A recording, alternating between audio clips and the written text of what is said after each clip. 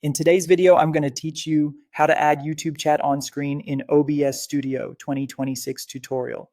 If you want your viewers to see the live chat right on your stream or replay, the easiest and most reliable method is to use the Streamlabs chat box widget and bring it into OBS as a browser source. Here's how to set it up smoothly. Start in your web browser by opening Streamlabs and heading to the dashboard. In the widgets section, look for chat box.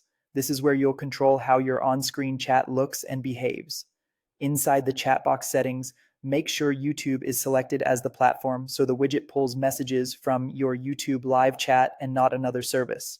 Next, find the widget URL area, click the button that says click to copy widget URL, then confirm by clicking copy. This link is the bridge between Streamlabs and OBS. Treat it like a private key for your overlay. Don't share it publicly and avoid showing it on stream. Now switch to OBS Studio and go to the scene where you want chat to appear. In the Sources panel, click the plus icon and choose Browser Source. Give the source a clear name, something like YouTube chat works great, then click OK to open its properties. In the URL field, paste the Streamlabs widget URL you just copied.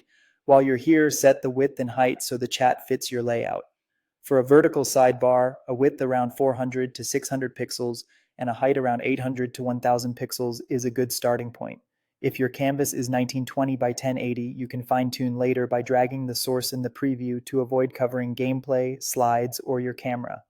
With the source in place, head back to the Streamlabs chat box settings to refine the look. Set the background to transparent so only the messages appear over your content.